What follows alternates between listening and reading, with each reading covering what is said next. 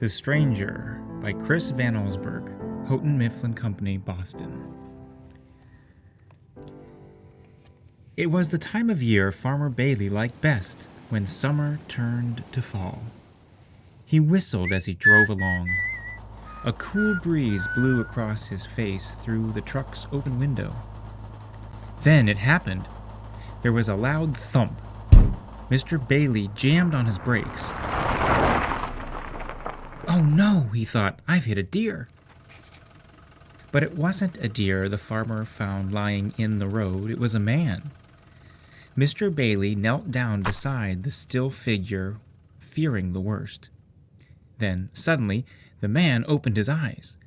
He looked up with terror and jumped to his feet. He tried to run off, lost his balance, and fell down. He got up again, but this time the farmer took his arm and helped him to the truck. Mr. Bailey drove home.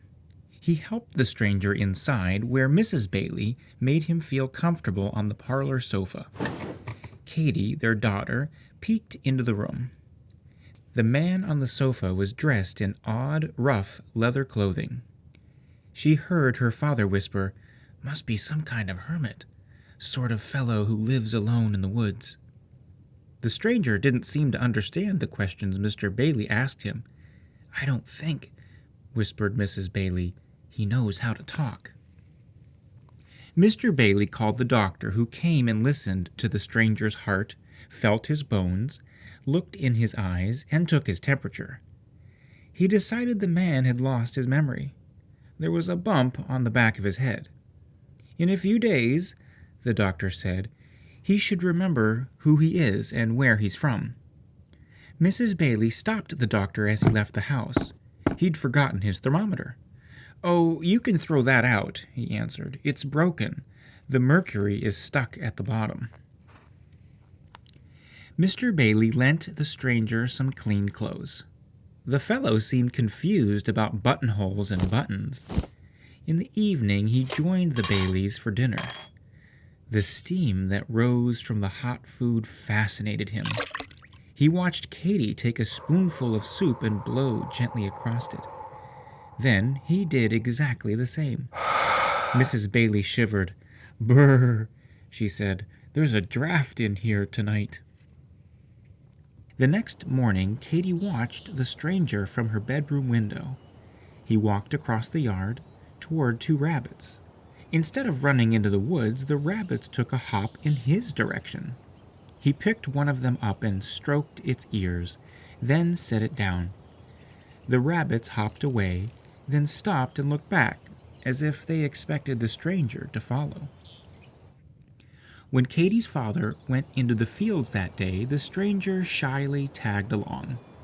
Mr. Bailey gave him a pitchfork and, with a little practice, he learned to use it well. They worked hard. Occasionally, Mr. Bailey would have to stop and rest, but the stranger never tired. He didn't even sweat. That evening, Katie sat with the stranger watching the setting sun. High above them, a flock of geese in perfect V formation flew south on the trip that they made every fall. The stranger could not take his eyes off the birds. He stared at them like a man who'd been hypnotized. 2 weeks passed, and the stranger still could not remember who he was. But the Baileys didn't mind. They liked having the stranger around. He had become one of the family. Day by day, he'd grown less timid. "He seems to be so happy around us," Mr. Bailey said to his wife. "It's hard to believe he's a hermit."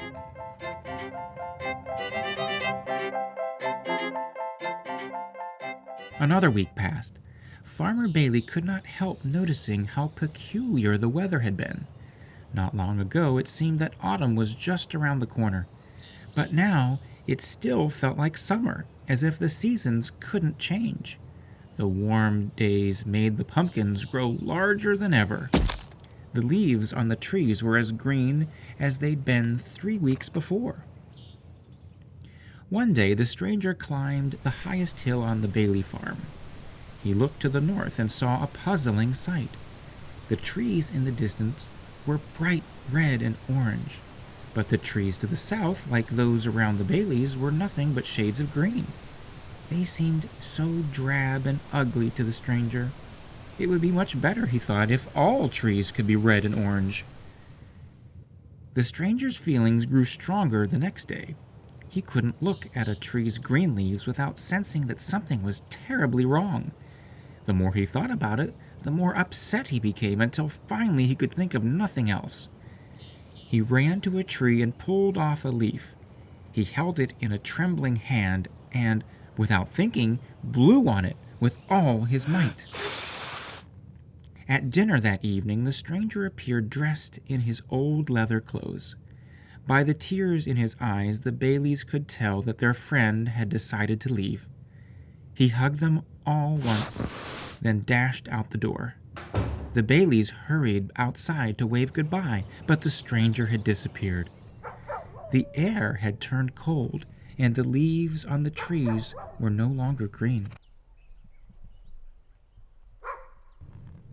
Every autumn since the stranger's visit, the same thing happens at the Bailey farm.